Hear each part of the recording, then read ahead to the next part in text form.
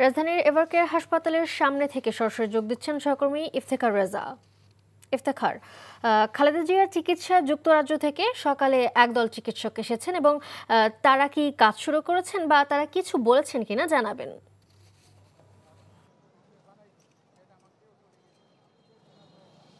মিলি, আমরা যতটুকু জানতে পেরেছি যে চিকিৎসক দল হাসপাতালের ভেতরে প্রবেশ করেছে এবং তাদের যে মেডিকেলের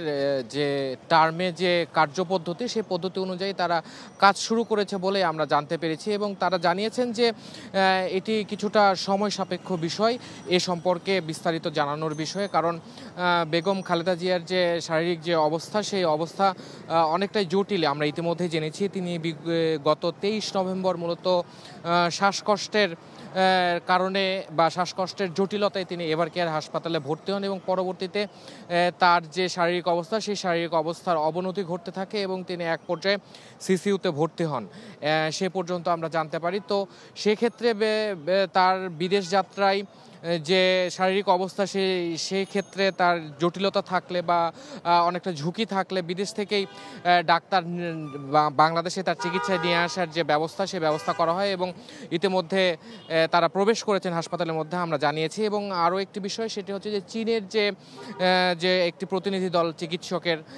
তাদের যে বাংলাদেশে আসার কথা এবং এভারকেয়ার হাসপাতালে আসার কথা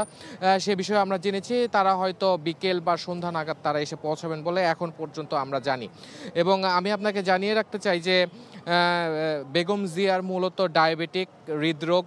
আর্থ্রাইটিস সহ লিভার সহ বিভিন্ন শারীরিক জটিলতায় মূলত ভুগছেন তিনি এবং তাকে বিগত 17 বছর যে নানা রকম রাজনৈতিক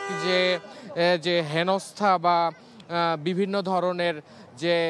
বিভিন্ন হয়রানির মধ্যে দিয়ে যেতে হয়েছে এবং তিনি বেশ বয়োজ্যেষ্ঠ হওয়ার কারণে মূলত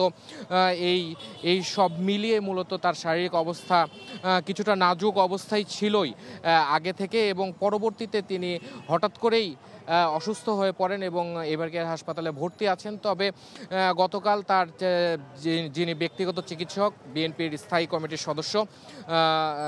ডাক্তার AZM জাহিদ হোসেন তিনি অনুরোধ জানিয়েছেন যাতে করে এই